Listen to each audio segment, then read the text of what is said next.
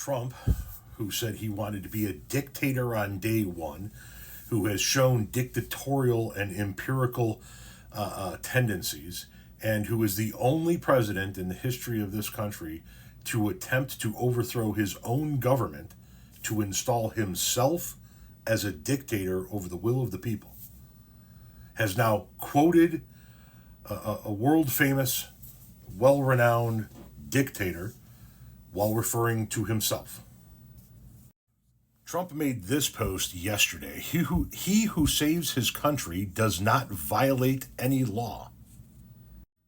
Then today, he reposted Logan Hall, who said the same thing. He who saves his country violates no law. In response to this news article down here about judge rules Trump admin defying court order to release billions in grant, according to the New York Times. I'm going to read to you now from The Independent. Trump suggests he's above the law with ominous Napoleon quote.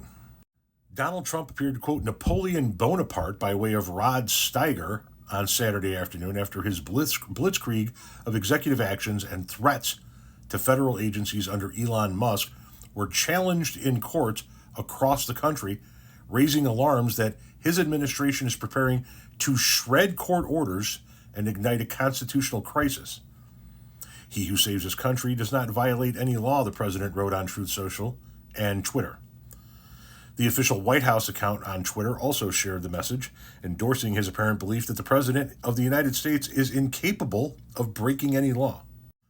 The president, whose efforts to gut federal funding, fire thousands of aid workers, and unilaterally redefine the 14th Amendment were blocked in federal courts across the country in recent days, invoked a quote often attributed to Napoleon, who justified his despotic regime as the will of the people of France. The quote from a president with his own imperial ambitions appeared to come from the 1970 film Waterloo, in which Steiger's Napoleon states that he did not usurp the crown. I found it in the gutter, and I picked it up with my sword, and it was the people who put it on my head, he says. He who saves a nation violates no law.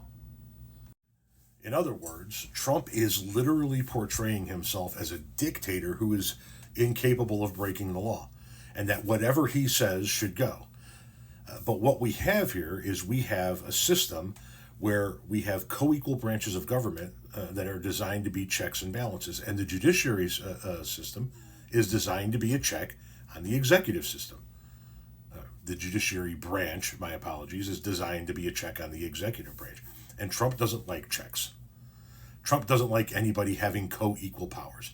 So he is currently ignoring court orders to reinstate aid that he froze. And he has his vice president out there telling the press, we don't have to obey the courts.